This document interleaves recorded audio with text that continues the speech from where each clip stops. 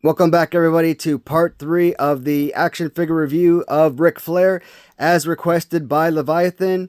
So, we're going to start off with the Big Rubber Guys action figures.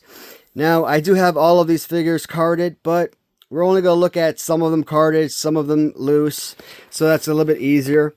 And we're going to start off with Series 3 Ric Flair, because this is at least an unusual figure, based on all of the other figures, which are just the exact same figure, different paint schemes, but the same exact mold.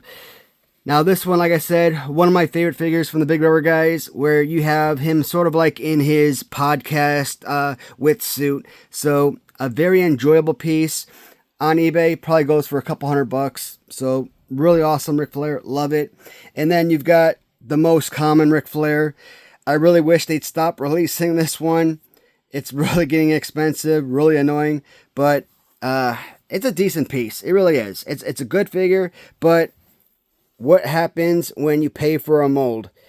You gotta make your bucks back, right? So they're gonna keep releasing the same figure over and over again. They're just gonna swap out the paint scheme. Now, I do actually like the blue one because it brings you back to WCW Galoob, a figure that most of us had when we were kids. So the baby blue tights does bring back a lot of nostalgia for us. Plus, it gives you the big gold belt from WCW NWA days, right? So the gold belt does make this one a lot more valuable in my eyes.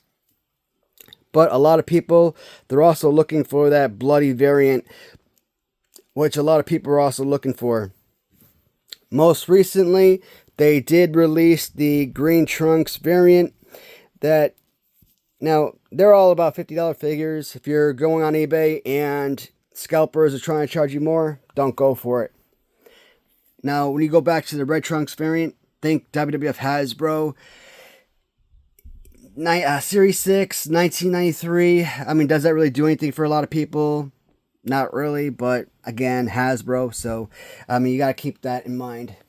Also, guys, I want to bring you back to 1984 or 1985 Remco.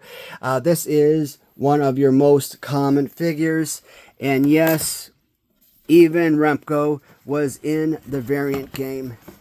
So you do get a couple of different variations of Ric Flair on card. One figure comes with a harder head, one with a more of a softer, squishier head.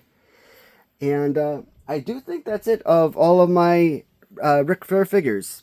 If I do find any more, I will come back with a 4th video. See you then, guys.